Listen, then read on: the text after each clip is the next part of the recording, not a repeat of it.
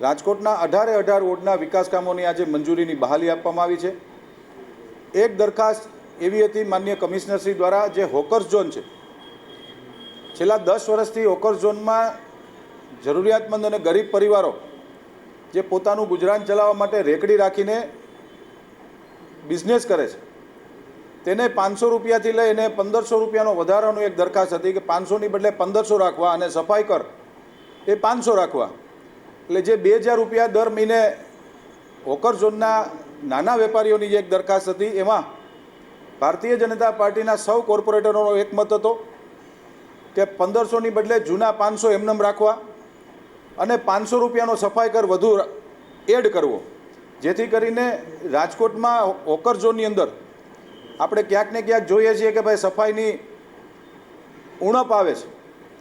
આ ઉણપને નાબૂદ કરવા માટે કોઈ પણ એક રેકડી ધારક હશે એને એના પોતાની એરિયામાં એને સફાઈ કરવી પડશે।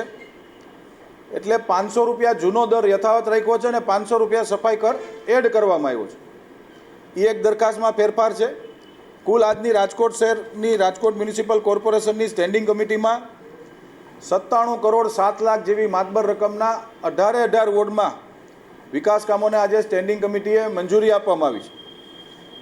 સૌથી અગત્યની દરખાસ્ત એક આજે રાજકોટ મ્યુનિસિપલ કોર્પોરેશનની સ્ટેન્ડિંગ કમિટીમાં એક મંજૂર કરવામાં આવી। સ્વચ્છ ભારત મિશન અંતર્ગત રાજકોટ શહેરમાં 3 ઝોનની અંદર the total solution of solid waste management department, એટલે કે રાજકોટને કચરા મુક્ત કરવું, એના માટેની ટીપરવાનની એક દરખાસ્ત હતી, એમઆરએ પ્લાન્ટની દરખાસ્ત હતી, ઘરે ઘરેથી કચરો ઉપાડવાની એક દરખાસ્ત હતી, જે રાજકોટ મહાનગરપાલિકાના ઇતિહાસમાં સૌથી મોટી દરખાસ્ત કહી શકાય।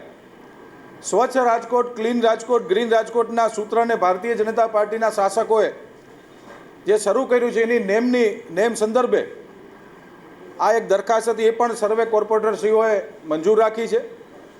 આવનારા દિવસોની અંદર રાજકોટ સ્વચ્છતામાં ગુજરાતમાં પ્રથમ ક્રમે આવે અને દેશમાં રાજકોટનો સફાઈમાં ડંકો વાગેની એની એક આજે ખૂબ સારી કેન્દ્ર સરકાર અને રાજ્ય સરકારની સૂચનાથી એક આ દરખાસ્ત આવી હતી, એને પણ મંજૂર કરવામાં જ આવી છે।